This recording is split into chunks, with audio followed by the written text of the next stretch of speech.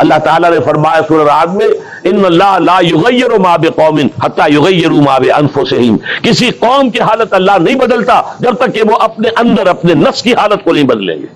پہلے اندر اپنے آپ کو بدلو، پہلے حلال پر اکتفا کرو، حرام سے اجتناب کرو، گھروں میں شرعی پردہ نافذ کرو، شرعی پردہ، یہ رواجی پردہ نہیں، شرعی پردہ۔ پوچھئے علماء سے کس کس سے پردہ ہے، کس کس کے سامنے عورت آ سکتی ہے بغیر حجاب کے، کون ہے محرم، پوچھئے، اور چیزیں بھی پوچھ لیں، یہ بھی پوچھئے نا ان سے، پھر اس پر عمل کیجئے۔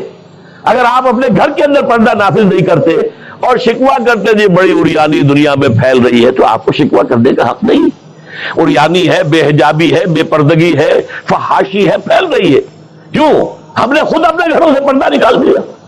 جس کے بعد دو پیسے آ گئے، سب سے پہلا کام یہ کیا کہ برقع اتار دیا۔ معلوم ہوا کہ یہ تو غربت کی علامت تھی، یہ تو گویا کہ دقیانوسیت کی علامت تھی۔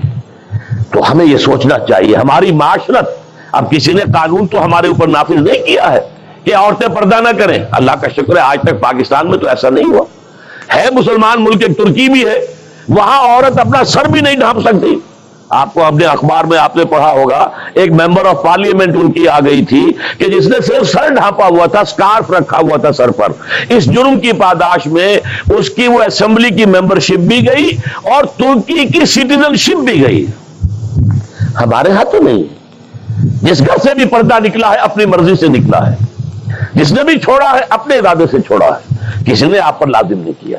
تو پہلا کام دیکھیے اصلاح معاشرہ کا، پہلے اپنے آپ کو بدلو، اپنے آپ کو ٹھیک کرو، اپنے کردار کو، اور دونوں اعتبارات سے اپنی معاش اور معاشرت، معاش آپ کی جو بھی کمائی ہے جس پر آپ کا گزارا ہے اس میں کوئی حرام کی آمیزش نہ ہو، معاشرت جو رہن سہن ہے، باقی ظاہر بات ہے چور کا ہاتھ تو آپ نہیں کاٹ سکتے، وہ تو جب تک قانون نہ بنے اور وہ نظام نہ بدلے، زانی کو آپ سنسار نہیں کر سکتے جب تک کہ شریعت کا قانون جو ہے اس کی بالادستی نہ ہو جائے، وہ آپ نہیں کر سکتے، سود آپ ختم نہیں کر سکتے جب تک کہ وہ نظام حکومت ختم نہ کرے، ورنہ تو ہر ایک جو ہے پورے ہمارے نظام کا جو ہے تانا بانا سود پر ہے۔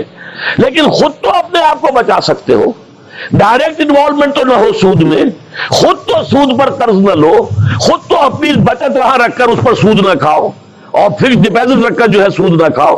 کم سے کم ان دونوں اعتبارات سے جب تک کہ ہم اپنے آپ کو، تقویٰ تو بہت اونچی چیز ہے، اور تقویٰ بھی وہ جتنا کہ اللہ کے تقویٰ کا حق ہے، تو بہت اونچی بات ہے، کم سے کم جو صریح حرام ہے اس سے تو بچے۔ تو پہلی منزل یہ، بلکہ میرے اب آج کی ترتیب میں دوسری منزل ہوئی۔ پہلی منزل کیا تھی؟ یقین والا ایمان حاصل کرو، یقین پیدا کرے ناداں، یقین سے ہاتھ آتی ہے وہ درویشی کے جس کے سامنے جھکتی ہے فقوری۔ ایسے ایسے درویش گزرے ہیں۔ اب یہ خواجہ نظام الدین اولیاء رحمۃ اللہ علیہ دلی میں ایک تخت ہوتا تھا بادشاہ کا، ایک تخت ہوتا تھا ان کا روحانی تاجدار، وہ کون تھے؟ نظام الدین اولیاء رحمۃ اللہ علیہ۔ 6 بادشاہ ان کے زمانے میں بیٹھے تخت دہلی پر، کسی کے پاس حاضری نہیں دی، درویش نہیں جایا کرتے عمرا کے گھروں میں۔ ایک بادشاہ نے کہا کہ میں آنا چاہتا ہوں، روک دیا، نہیں میرے پاس مت آؤ۔ اس نے کہلوایا میں آ جاؤں گا، آپ کا دربار عام ہے، کھلا ہے، سب آتے، میں بھی آ جاؤں گا، آپ مجھے کیسے روک سکتے ہیں؟ جواباً کہلوایا کہ اگر بادشاہ ایک دروازے سے داخل ہوا تو درویش دوسرے دروازے سے نکل جائے گا۔ جھک رہا ہے کہ نہیں بادشاہ؟ جب آیا تھا بابر یہاں پر حکومت کو جنگ کرنے کے لیے، اور پانی پت کی پہلی جنگ ہونے والی تھی سن 1526 میں، پتہ نہیں یہ تاریخ بھی اب لوگوں کو معلوم ہے کہ نہیں، تو وہاں کون تھا؟ ابراہیم لودھی بادشاہ تھا دہلی کا۔ وہ آیا ہے شیخ عبد القدوس گنگوہی رحمۃ اللہ علیہ کے پاس کہ حضور حضرت میرے لیے دعا کیجئے، بڑا وقت سخت آ گیا ہے، بابر فوج لے کر آ گیا ہے۔ ان کا دعا نہیں کی، فرمایا ہٹ جاؤ یہاں سے، ہماری دھوپ چھوڑ دو، دعا نہیں کی۔ وہ آیا ہے، ہاتھ جوڑ رہا ہے، دعا کی، دعا نہیں کی، اس لیے کہ ظالم حکمران تھا اور بابر نے شکست دی۔ تو یہ فقیروں کے پاس چل کے بادشاہ کیوں جا رہے ہیں؟ اس لیے کہ وہ یقین ہے دل کے اندر، یقین پیدا کرے ناداں، یقین سے ہاتھ آتی ہے وہ درویشی کے جس کے سامنے جھکتی ہے فغفوری۔ بادشاہ جھکتے ہیں جن کے سامنے، وہ کس سے حاصل ہوتی ہے؟ وہ در حقیقت یقین قلبی والی دولت۔ دوسرا کام، اپنے عمل کے اندر، اپنے کردار میں تقوی اختیار کرو جس کا کم سے کم درجہ یہ ہے کہ حرام سے تو اپنے آپ کو بچا لو، اور فرائض کی پابندی کرو۔ نماز فرض ہے، روزہ فرض ہے، اگر آپ کے پاس مال اتنا ہے کہ زکوٰۃ آپ پر عائد ہوتی ہے، زکوٰۃ دینا فرض ہے، اگر استطاعت ہے تو حج کرنا فرض ہے، جو بھی ہے فرائض وہ ادا کرو، فرائض و واجبات ادا کرو، حرام سے اپنے آپ کو روک لو۔ یہ دو کام نہیں کرتے تو اگلی آیت کی طرف بڑھنے کا فائدہ ہی نہیں، پھر یہیں پر بات ختم ہو جائے گی، فل سٹاپ ہو جائے گا۔ لیکن اگر یہ مرحلہ طے کر لیا، خوش نصیب، اس نے اپنی معاش اور اپنی معاشرت کو درست کر دیا شریعت کے مطابق۔ اب اگلا قدم کیا ہوگا؟ وَاعْتَصِمُوا بِحَبْلِ اللَّهِ جَمِيعًا وَلَا تَفَرَّقُوا۔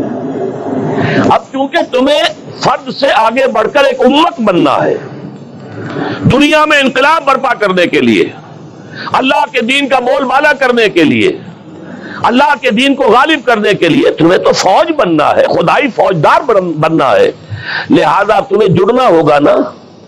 تمہیں جوڑنے والی شے کون سی ہوگی؟ میں نے کہا تھا نا، فصیل کی مضبوطی کا دار و مدار دو چیزوں پر ہے، اینٹیں پکی ہو، افراد جو ہیں ان میں تقوی آ گیا، فرما برداری آ گئی، اینٹ پکی ہو گئی دینی اعتبار سے۔ اب ان کو جوڑنے والی شے کیا ہے؟ فرمایا اور سب مل جل کر اللہ کی رسی کو مضبوطی سے تھام لو اور تفرقوں میں مبتلا نہ ہو۔ وَاعْتَصِمُوا بِحَبْلِ اللَّهِ، حبل اللہ اللہ کی رسی، مل جل کر جمیعاً، وَاعْتَصِمُوا بِحَبْلِ اللَّهِ جَمِيعًا وَلَا تَفَرَّقُوا، تفرقے میں مبتلا نہ ہو۔ تفرقہ ہوگا تمہاری قوت ختم ہو جائے گی۔ Divided you fall, United you stand. اگر تم مضبوط ہو اور مجتمع ہو، بنیاد مرصوص ہو، تو تمہیں کوئی شکست نہیں دے سکتا۔ اگر تمہارے دل پھٹے ہوئے ہو، تمہارے اندر رکھنے ہو، تو تمہارے اندر سے غدار نکل آئیں گے۔